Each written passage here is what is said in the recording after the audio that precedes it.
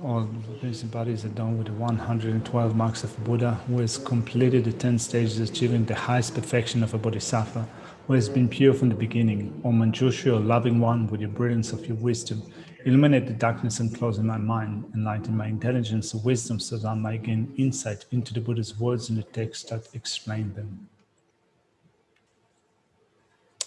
I go for refuge until I'm enlightened to the Buddha, the Dharma, the highest assembly.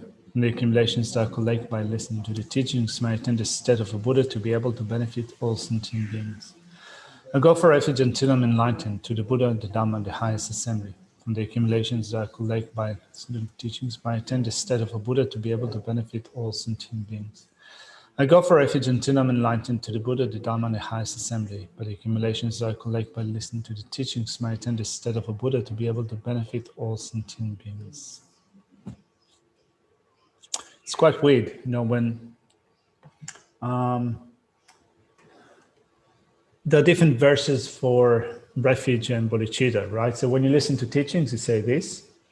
When you say it at home, when you do a practice, you say, by the accumulations I gather through generosity and so forth. When Geshe-la leads the recitation, he says, by the accumulations I gather through giving teachings, teaching the Dharma, blah, blah, blah, blah. And I normally kind of have my own version by translating the Dharma. But then we all read the prayer here, and it goes on YouTube. So I say, by the accumulations I gather through listening to the teachings. And then I think, well, you can think about it as still listening to teachings from Buddhas and Bodhisattvas. Still a bit awkward, but anyway. So let's start with just reviewing a couple of secondary offenses with respect to the Bodhisattva vow. We started to do it yesterday, but we didn't do much, so I thought of starting with that today. Maybe covering a couple of secondary faults, and then going back to the Gatu Bodhisattva life material and cover some of the things that we have done today. So, yesterday we spoke of number 30, which is delighting in the efforts made in non-Buddhist treatises, which meant that if you do have to study or to interact, to engage with non-Buddhist philosophies, which is okay, there's nothing wrong in that, but you delight in that to the point where it could cause you to change your view, to turn away from the Bodhisattva path and from the Buddhist path, of course, that would be a secondary offense. That's quite clear, I think. I'm wondering, have you got any questions with respect to that? Here, people at home. All right, let's look at the next one. So it says, if you make disparaging remarks about any teachings of the Bodhisattva's canon to the effect that this teaching is inferior, the teaching of this is inferior, the teacher of it is inferior, or it will not benefit sentient beings, all of this is a secondary offense of abandoning the Dharma. So we have encountered a root downfall of abandoning the Dharma, right? So do you remember how it was presented before? As in the downfall. Yeah, the root downfall. Yeah, or just kind of just the general meaning. Abandoning the Mahayana, abandoning the Dharma. Yeah, like how would you incur that? By having wrong views. By having wrong views? No, to abandon the Dharma, like how would you incur that root downfall? Having wrong views is another way of incurring a root downfall. Okay. So abandoning the Dharma would be claiming, like, for example, that the Buddha did not teach that. Yeah. Or that karma doesn't exist. Yeah, karma doesn't exist. The Buddha did not teach the Mahayana, and so forth. The sutras are not included in the Mahayana. So these are examples of abandoning the Dharma. Here it says that there is a secondary offense of abandoning the Dharma. So it's not a root downfall. Are we calling Dharma and Mahayana the same thing here? No. Because this says abandoning the Mahayana. So here, So before in the root downfall, we had abandoning the Dharma in general. Yeah. Here we have something that is associated with the Mahayana Dharma. So it is a secondary offense of abandoning the Mahayana Dharma. So it's not a root downfall, but it's a secondary offense. So when you say that these teachings are inferior, which means that you do not deny that the Buddha teach that. You do not deny those teachings to be Buddhist teachings, but you play them down and you think that you claim that they're inferior, they're not that good, they're too simplistic. So this type of attitude is a secondary offense. In essence, it seems that if you have this attitude, it could be different faults. Like, for example, to begin with, since that it's indicative that one that is claiming that has pride, and pride covers up blind spots. We cannot really see our deficiencies, our faults, and so forth. We cannot develop good qualities if we have pride. Particularly if we think that those sets of teachings are inferior, this is too simple, and so forth, we'll not be able to develop good qualities. Which reminds me that there's one guy that I've been talking to in the last few years in the prison system. And right from the beginning he was going for refuge, but then he developed a really deep interest in the Vajrayana, in Tantra. And in my conversations with him, he always maintained that, the other stuff is too simple. He's kind of completely above that. It's hard to convince him otherwise. It doesn't really matter what I say. He doesn't listen to me. But I think that it can be quite easily seen that if you don't train your mind in the foundation, in things that even I think that for us might seem to be like beginner stuff, there would be no basis for developing good qualities. And often what happens to me is that the more I get deeper into the teaching, the more I see that I have to go to the beginning and work on going for refuge, developing trust in karma, meditating on death and impermanence, meditating on precision and rebirth. So these are not even so-called Mahayana topics, they are foundation Buddhism. So if I think that this is completely below me, I'm completely above that. I've been a Buddhist for so many years. I'm already an old student, and therefore those teachings are for beginners. They're really simple. I will be incurring a secondary offense, it seems. Now here it seems that the secondary offense is oriented towards the Mahayana, right? So let's look at that again. So it says, if you make disparaging remarks about teachings in the Bodhisattva's canon to the effect that these teachings is inferior, the teachings of it is inferior, the teacher is inferior, this will not benefit sentient beings, it is a secondary offense of abandoning the Dharma. It refers here to teachings included in the Bodhisattva canon. But it still feels to me as if that if you also make that remark with respect to teachings that you still need to train in, even basic teachings, or not basic, beginners teachings on death and impermanence and so forth, thinking that this is simple, this is inferior, and so forth, this is just for beginners, it's not for me. It seems that you would be incurring a similar secondary offense. Would you say so? I think if you were studying, say, science, and you got to year 10 and said this is rubbish, it's kind of an accumulated thing. If you're saying that the year 10 stuff, you're sort of throwing the whole lot out that came before, as well as just where you're at. I don't think, I think it's more of an accumulative, it builds up, and if you throw one out, all the previous stuff gets thrown out with it. So, Throwing the baby out with the bathwater. That's the expression, isn't it? Which is not always a bad thing. For those who find babies annoying. Anyway, such downfall has created terrible outcomes in my life. Okay.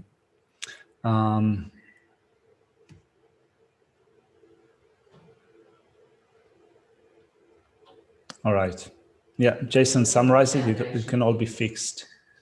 and it's a foundation thing, but this actually is more specific with Mahayana, Yeah. because this is where we're at. You know, if you've taken the Bodhisattva vows, and the 18 new examples are really crucial, but if you've taken those and that's the big thing, you have to look at the intricacies, the secondary offences, because you don't want to be messing those up as well. Yeah.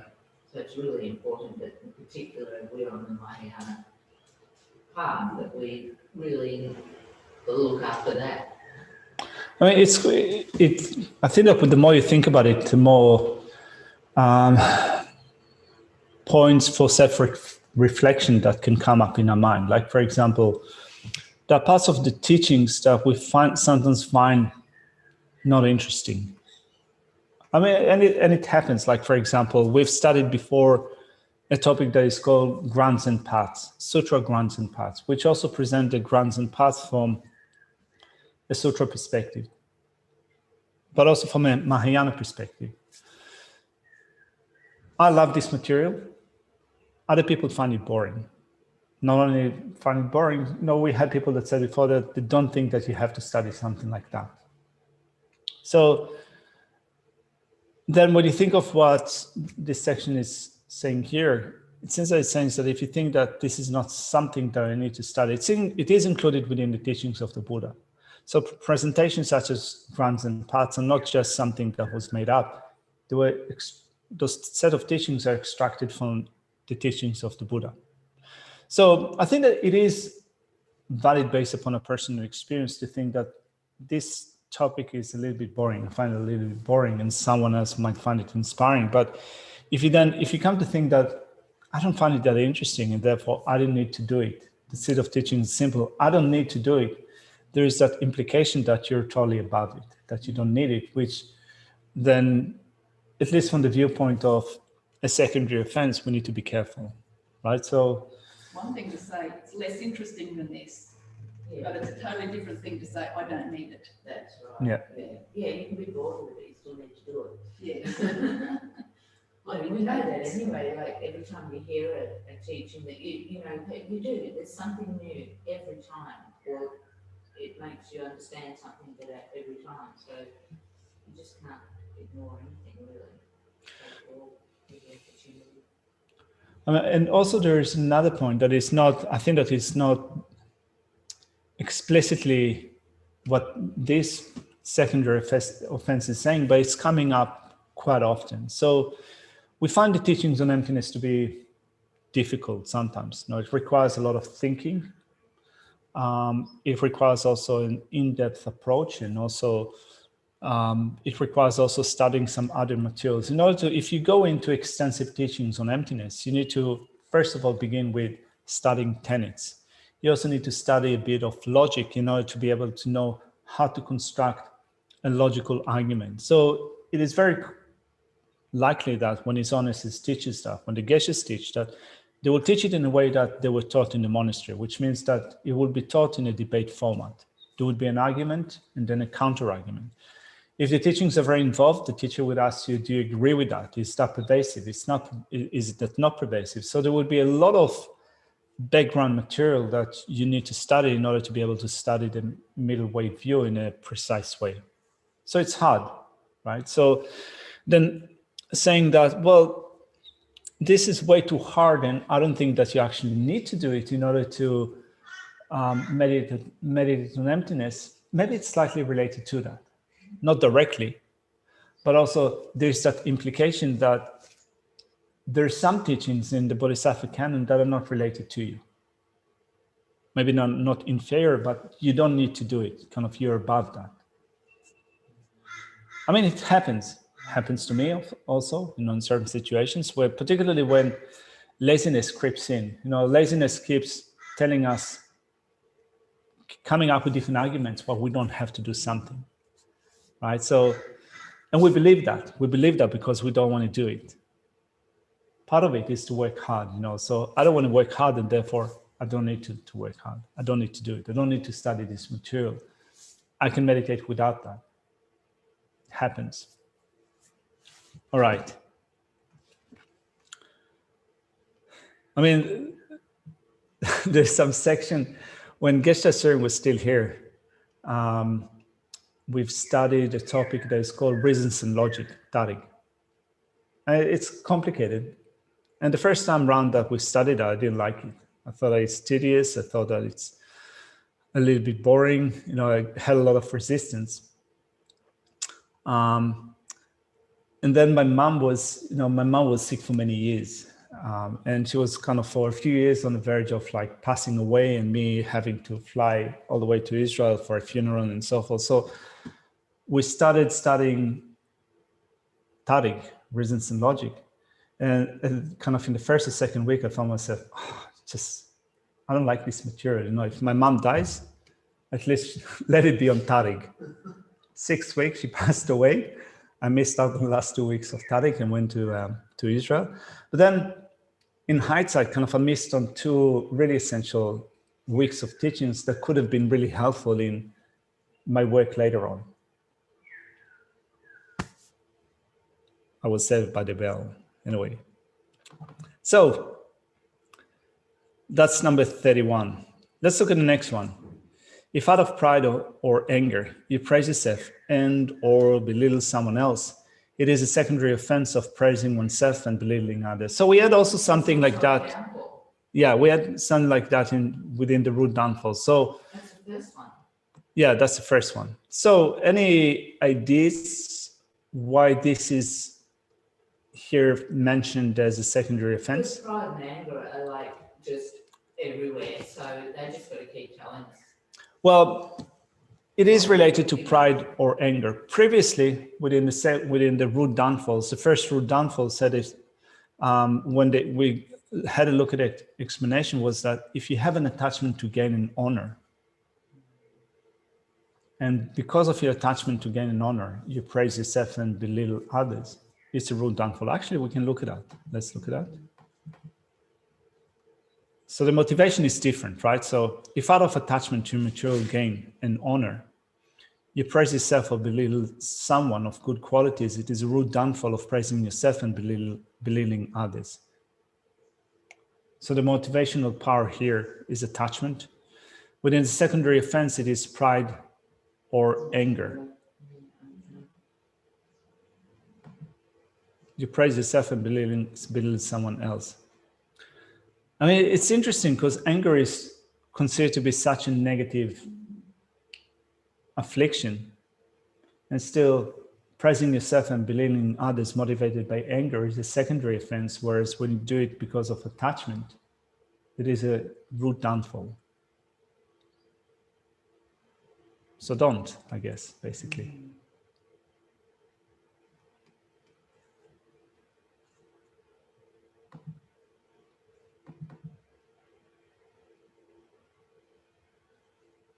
All right. Any questions with respect to the root downfalls that we've spoke of today? Sorry, secondary offenses.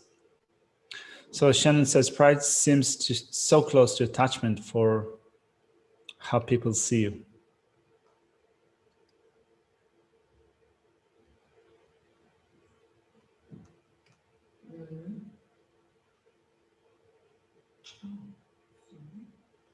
Can't remember if pride is involved with attachment or with ignorance.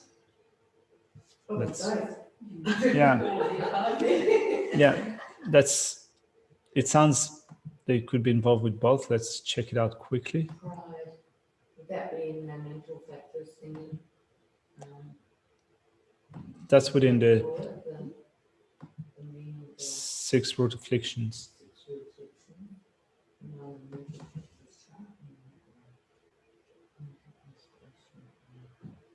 Pride. Pride depends on the view of the perishing collection, the transitory collection, as a real I, and has the aspect of puffing up of the mind upon observing one's own wealth, qualities, youth, and so forth.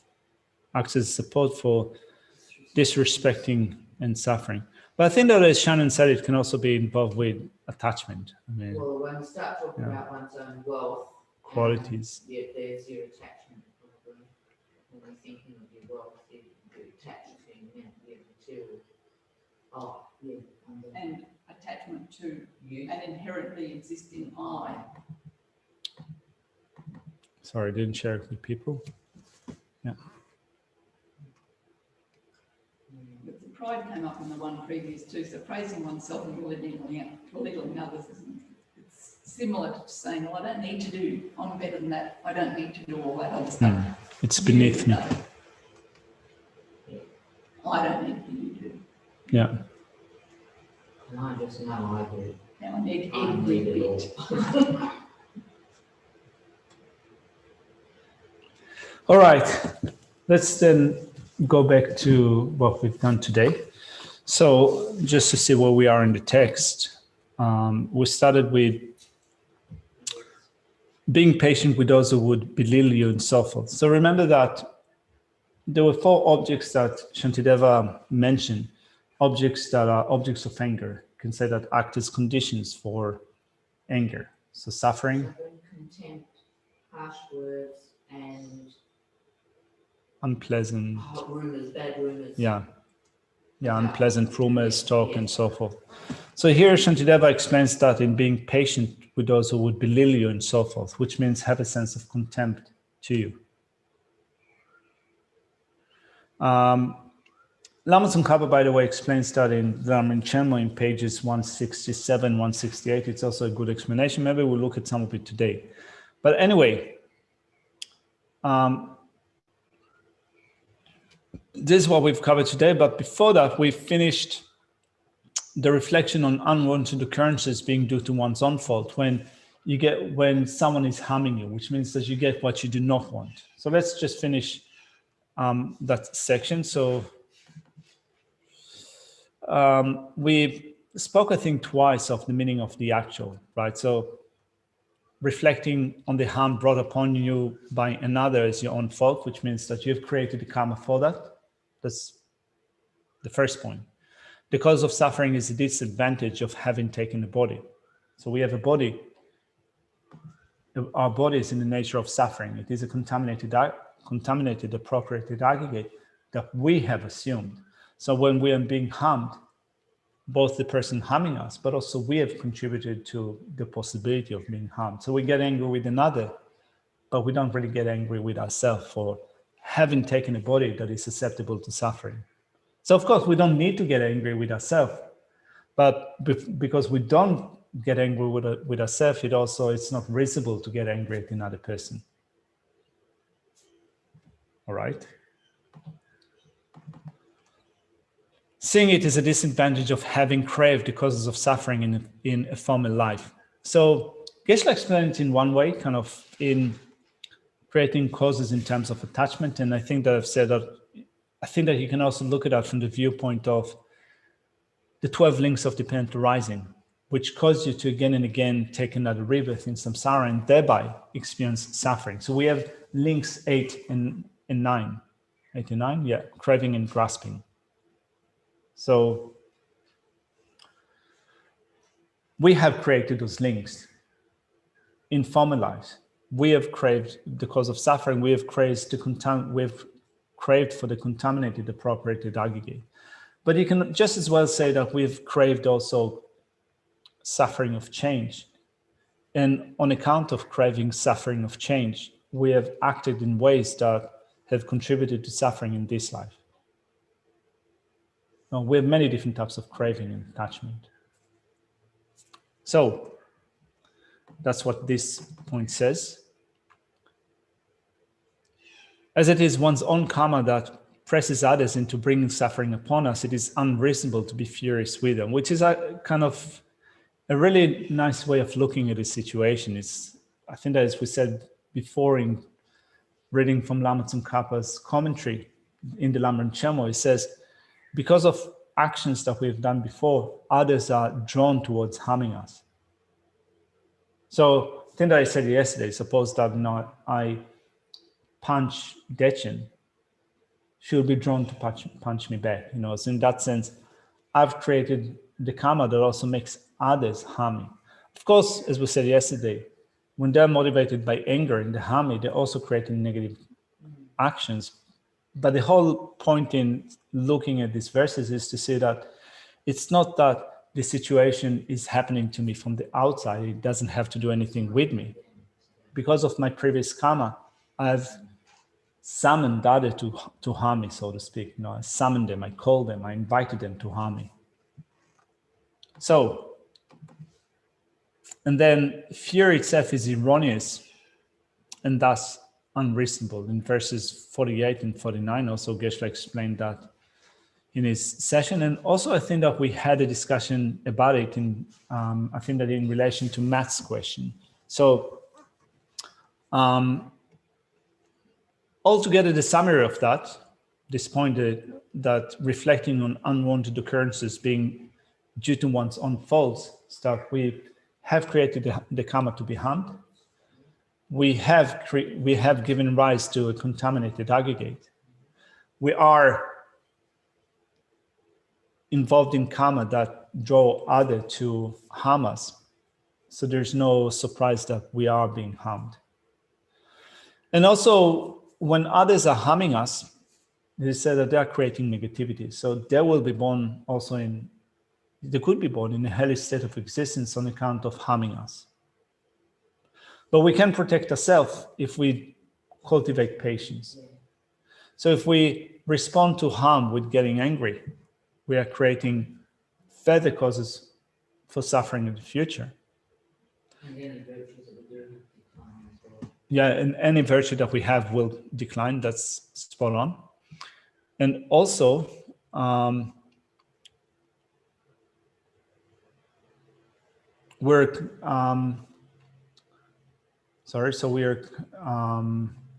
we've created the karma to do that. I kind of lost my train of thought.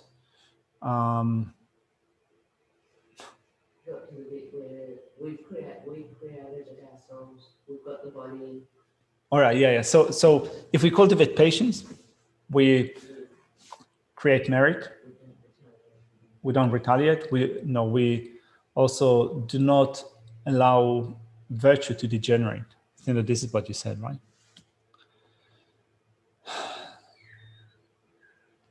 So Katie is saying, in domestic violence, there are major unrelenting issues about the victims being told the abuse is their own fault.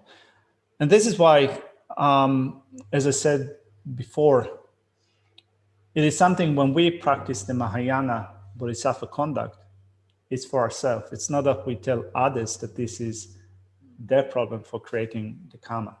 And of course, in situations of violence and abuse and so forth, we have the obligation to stop abuse and so forth. It doesn't mean that we have to let other people abuse us or see other people being abused and think that this is the karma to be abused and therefore they get what they deserve. That has to be dealt with in a functioning society in the best way possible. Of course, everyone needs to do that. This is also our obligation to do that.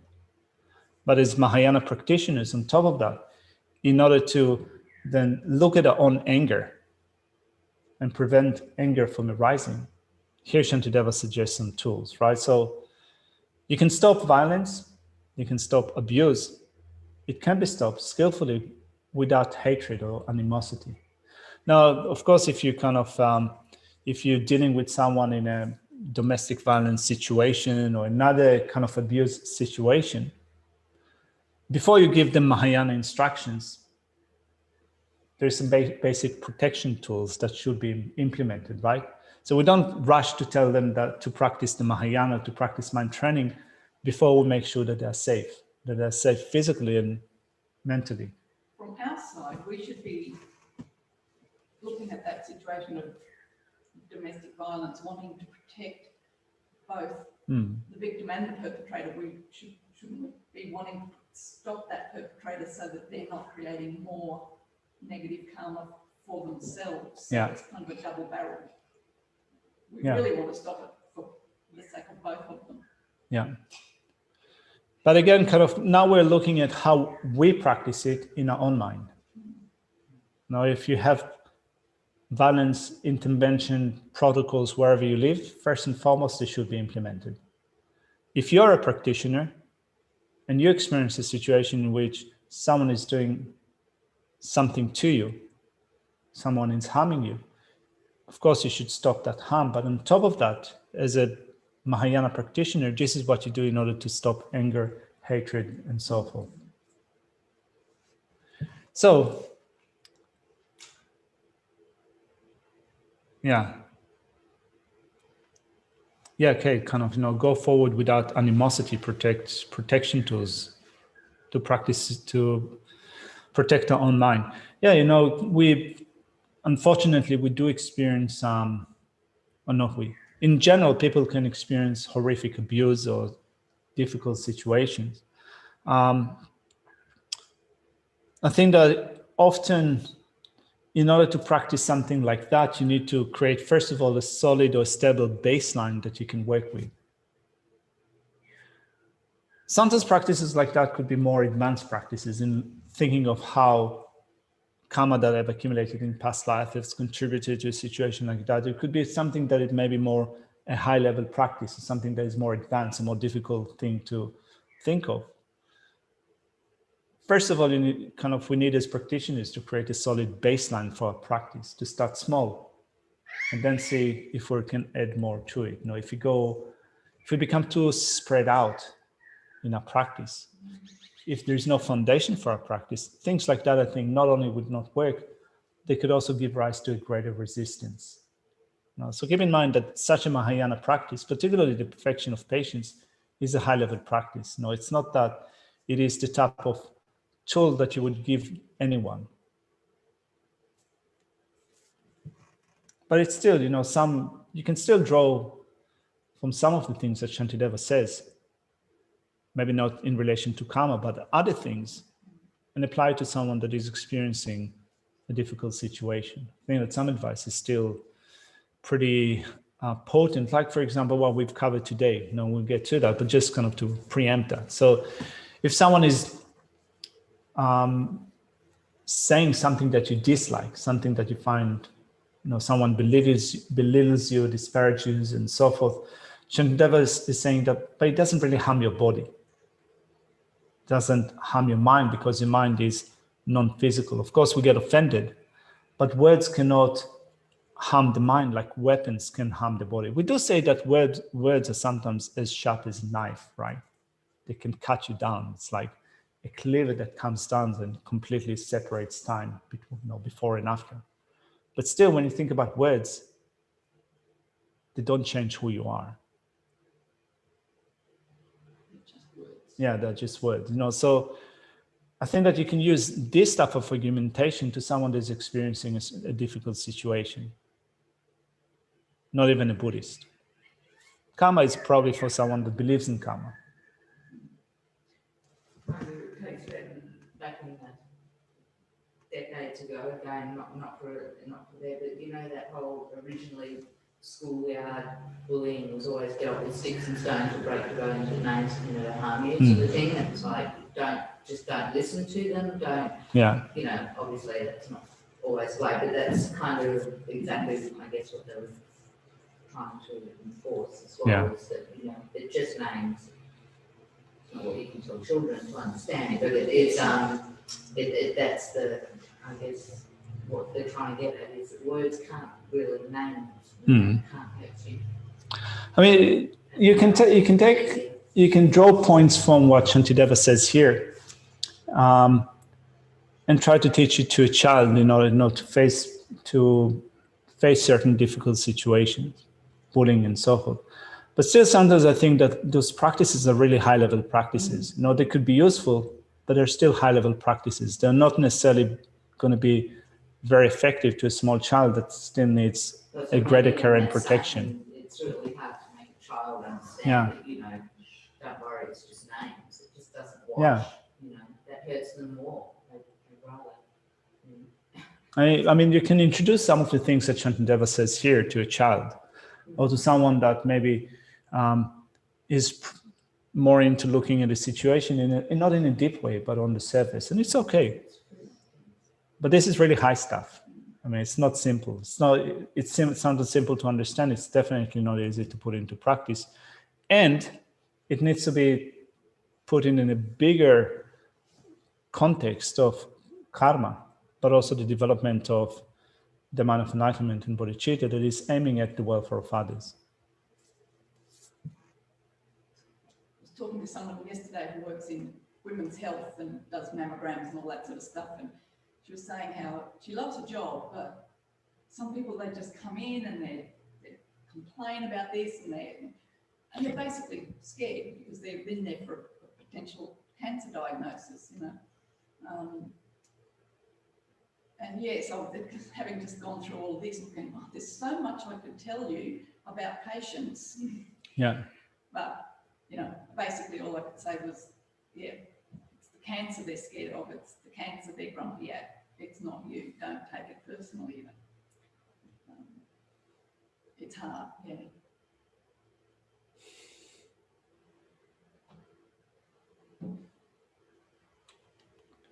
The pen is mightier than the sword. Yeah, sometimes. All right. So let's look at quickly at abandoning objections. You know, so we listen to teachings about this topic. We read through the commentary on those verses, and there's this niggling mind that says, yeah, but what if? But what about this case? And what about that case? So this is the section of abandoning objection that Shantideva presents here. So the first objection to that, to developing that way of thinking, says that, well, if someone is harming me, and I've created the karma to do that, they're helplessly drawn towards harming me because I've harmed them before. But if I practice patience, they are benefiting me because they're giving me conditions for creating merit. Then, on account of they harming you, aren't they accumulating negativities? And because they're creating negativities, and you facilitate those negativities because the object of the negativities is you, then aren't you also creating a negative action? If someone is getting angry at you, aren't you also at fault because you're helping them to create a negative action? I often think about that. They've got the causes, but you're giving them the conditions for that to ripen at that particular point in time. Well, you're acting as a condition, and I think as Geshe-la says, you're acting as a condition, but you're not the main cause. Yes. Yeah. Yes. As Shantideva says here in the first 2 lines of verse 50, I believe, if I have the excellent quality of thought, I will not go to hell. So someone is getting angry at you. They're creating a negative action. Aren't you going to also be at fault creating negativity because you're the object of their anger? Shantideva says it's all about a way of thinking. If you cultivate patience, you will not go to hell. You're not creating a negative action. Even if you're a condition for their anger, you're not creating a negative action. Otherwise, it would be awkward, right? It would have been awkward that you practice a virtuous state of mind and still you'll be at fault because someone else has gotten angry at you. No, in that sense, we'll have no chance whatsoever. So that's the first objection. The second objection says that, well, a person is getting angry at me. They're harming me. And due to the harm, I can practice patience. I can accumulate merit because I practice patience. And since that person is helping me to do it, by their harming me, they're helping me, they're accumulating merit. Which means that the person has a negative intention, negative motivation. They want to harm me. They harm me. But because I cultivate patience and something good comes out of that, you could say that they also accumulate merit. That's the second objection. Shantideva also says that's not possible. Right? If you have, and also Geshe-la said it in his class, if you have a negative intention, a non-virtuous motivation, the result will be suffering.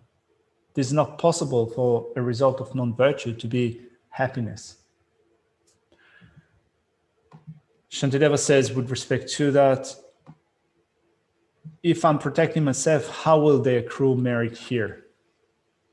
If I'm protecting myself and they're harming me, how are they accumulating merit? It's not possible.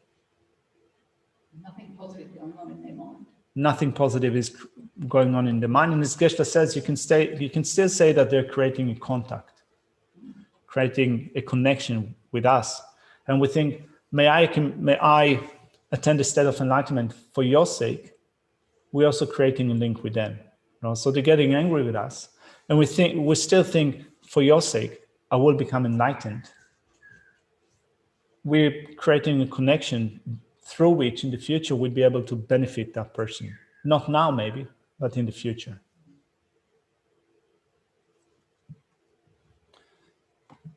So the third objection is resting in gratitude towards those who act beneficially. So you would say that someone again will come up with a third objection. The person is harming me, and I practice patience, therefore they're benefiting me. So just as well, I will get angry at that person and will harm them. I will give them the opportunity to practice patience, and therefore I will be helping them. So it is beneficial to harm others, basically. We find reasons for harming others because we're giving them an opportunity to practice. It's quite a twisted way of... It's something a very experienced teacher can do to you. They can prod you to that point. But no, I mean, it's done very skillfully. Where they're teaching you to remain patient. A very skillful teacher, though. Yeah, a skillful teacher might be able to do it. Buddha definitely will be able to do it. Let's see what Shantideva says here. Nevertheless, should I return the harm, it will not protect them either. By doing so, my conduct will deteriorate, and hence this fortitude will be destroyed. So I can say probably, with respect to what you said, Wamula, you can say that someone is harming you. If you argue that someone is harming you, could be benefiting you because they give you the opportunity to practice patience, you can turn this argument on its head and say that therefore there's no problem in harming them back because I will just as well give them an opportunity to practice patience. So, in that sense, my retaliation is justified. So that's one case. There are cases, I think that the cases of, some teachers prodding you skillfully, to show you the way, it's probably not retaliation. No. But it's still, you can say that it's still in some sense similar to that situation.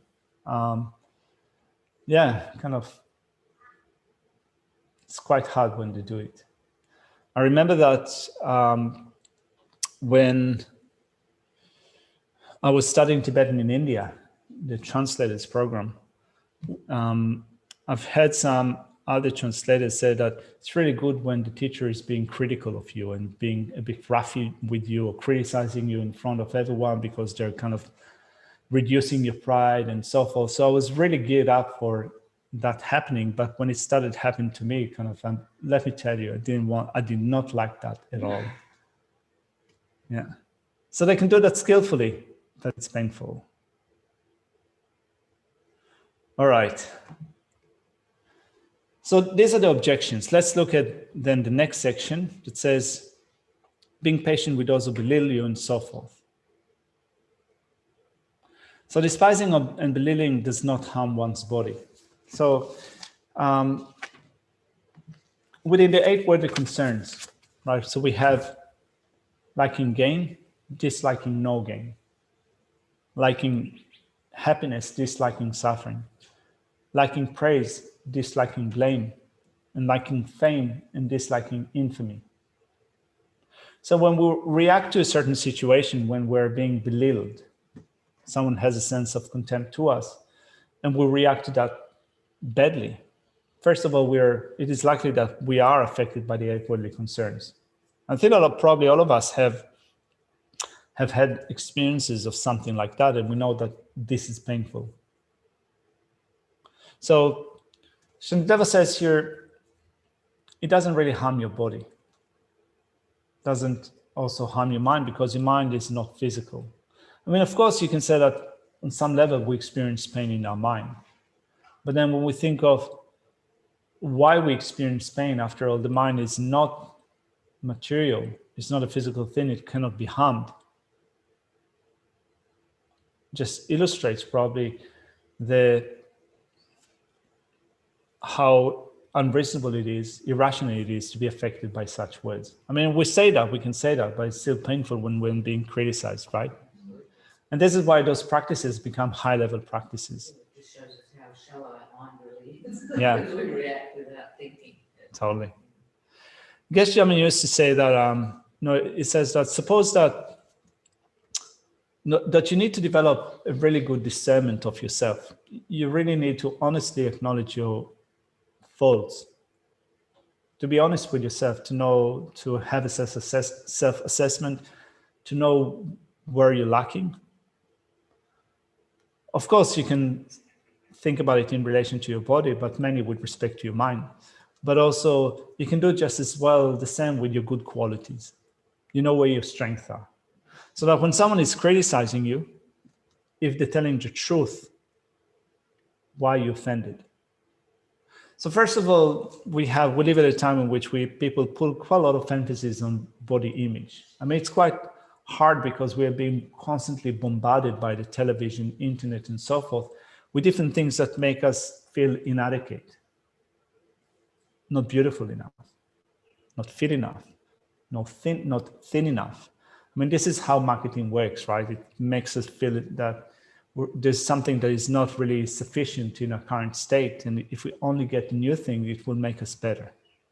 So we dislike, for example, someone making a comment about our body, that we have gained weight, for example. It's actually something that is quite funny in Tibetan culture. If you tell someone that they gotten fat, it's a compliment. So I remember that in my second or third time of going back to India, I met a Tibetan friend of mine. He told me that I got fat. I thought to myself, that's quite an awkward way of greeting someone. It sounds quite offensive. Took it too hard. But then I learned after a while that this is actually a compliment. So, but the thing is that, and as I said, I think I've mentioned before that Geshe Tsultrim sometimes points at my belly and says that I have a bulging belly, like a beer belly, and it's like, it used to, at the beginning to irritate me a little bit. But I mean, it is true. I mean, I have a bulging belly. What can I do about it? So, so it's funny because if someone points it out, if it is true, why do I react to that emotionally? And the same thing can be, I think, said with respect to whatever physical issue we have with our own body. If something is pointed out to us and it is correct, it is real, why does it matter? And if it's not real, Geshe Jamin used to say, even more so, if it's not a problem that we have, it's not a problem at all, why do we get annoyed or angry or offended and so forth? It's our ego that's really being jabbed, and our pride in that, because we see ourselves, again, it's that whole appearances thing, and especially in the West, because so much is placed on appearance. Yeah. So I guess when somebody says anything about it, it's just that whole reaction of, oh, and then you go, well, it's true, but it's all right, you didn't point it out. It's your ego. And as Geshe Jamin used to say, and this is also what Shantideva says here, words don't change who you are, what you are physically. If they tell you something that is correct, this is who you are, this is what you are. There's no reason to be unhappy or disturbed. If it is not correct, there's no reason to be disturbed. Words do not change who you are. Olaf is saying that he thought that I look a bit chubbier than last week. It's good that you're not here because otherwise I would have. So anyway,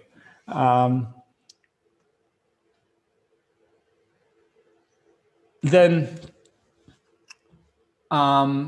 So Dharma says sometimes it hurts knowing that someone desires to hurt you, which is the next argument that Shantideva presents here. So it says, in being patient with those who would belittle you and so forth. So despising and belittling one does not harm one's own body. So let's just read through this verse before we get to the next argument, the point that Donna made. So it says, since my mind is not physical, in no way can anyone destroy it. Through it strongly adhering to my body is harmed by suffering. Since contempt, harsh speech, and unpleasant words do not cause any harm to my body, why, mind, do you become so angry? And another thing that, before we move on to the next point, another thing that Geshe Jamin used to say was, which also I find quite helpful, is someone might say something that is hurtful. There's no point in being offended when you think about it in relation to yourself, when you think about it in relation to reality, but just as well with praise, because we like being praised. We like getting compliments from others. We like other people to say positive things about us. And Geshe Jamin said that also that doesn't really change anything. For example, someone tells you that you look nice, that you dress nicely, that you have a nice body, that you put on weight, that you lost weight, and so forth. Just the words don't change your physical appearance. They might make a comment, but in terms of the value, in terms of changing your physical appearance, they do nothing. Someone might praise you in a way, or someone might praise also your mental ability. They tell you that you're smart, or that you're really kind, that you're generous, and so forth. Again, if you have those qualities, it doesn't change them. So there's no reason to be proud. If someone is giving you a praise and you don't have those qualities, they tell you that you're so generous, you're such a patient person, you're such a good practitioner, you're so you got this topic perfectly and so forth. And when you think of whether that is correct and you find that it is incorrect, it kind of gives rise to that sense of discomfort. Someone is telling you that you're really generous, and in your heart, you know that that's not really the case. Someone is telling you that you're really patient and inviting and kind to people, and you know that actually in your heart, you resent people, or you like to stay away from people. So it's actually can be quite uncomfortable. So there's no reason to like praise if it is correct or if it is incorrect. It doesn't mean that we don't need to acknowledge others. We still have some social codes. If someone is doing well, there's no wrong in commending them for that. No, this is also part of our practice. No, we praise others, but we don't praise ourselves. We speak about the good qualities of others. We don't speak about our own good qualities. So it's not about not praising others or not reaffirming the good qualities of others. Basically, it's not allowing praise or blame to affect our mind. Developing an understanding of who we are, what our good qualities are, and what our shortcomings are. So that's a good advice, I think.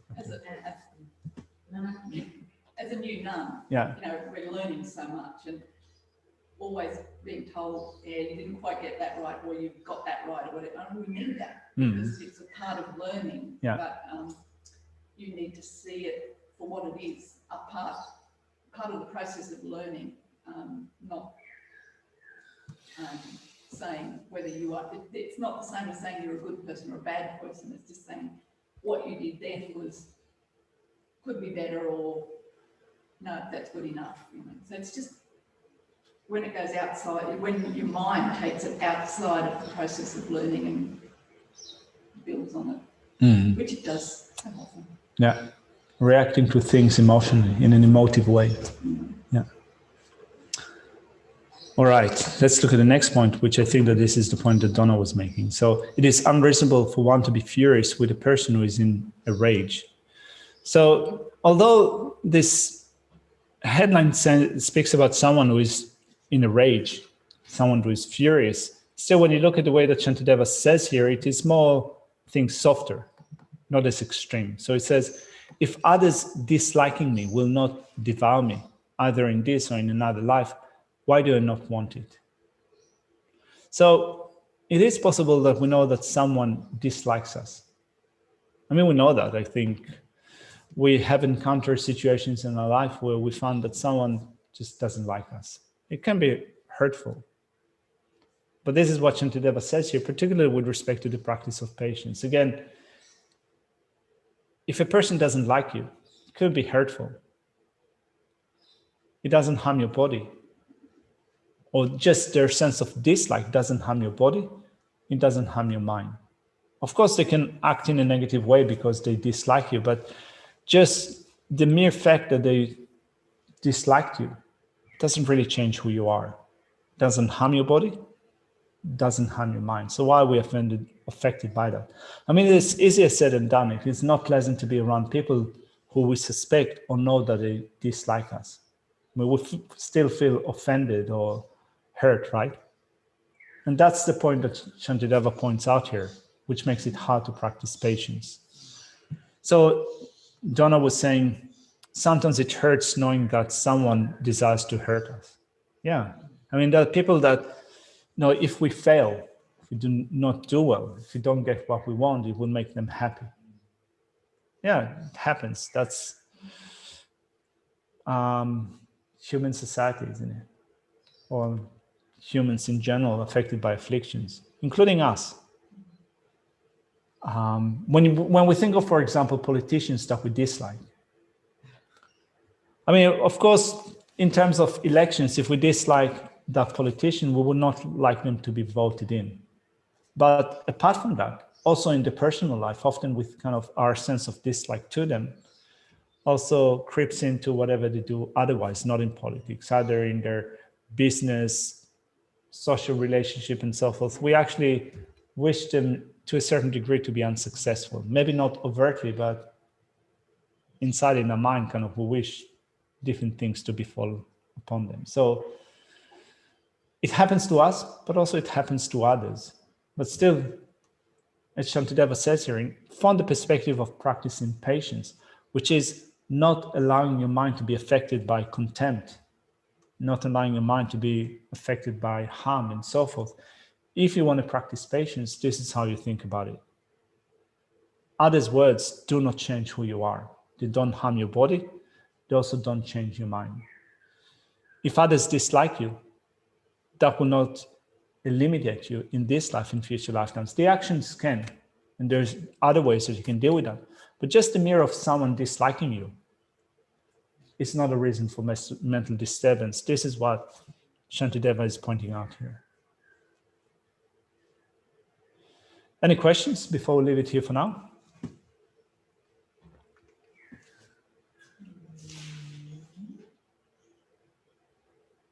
The armor of mere illusion can also be helpful. Yeah.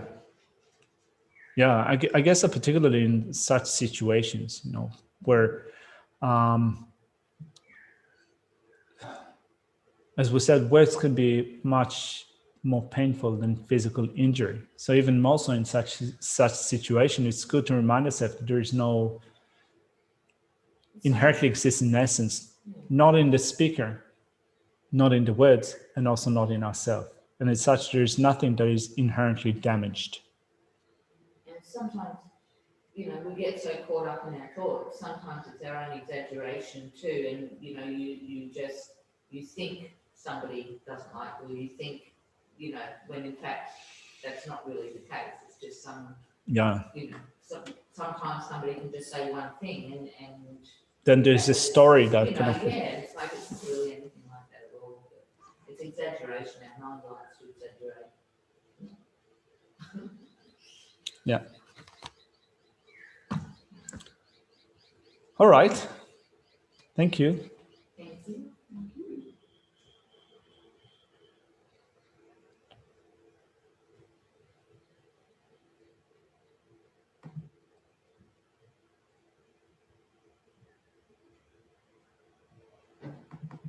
All right.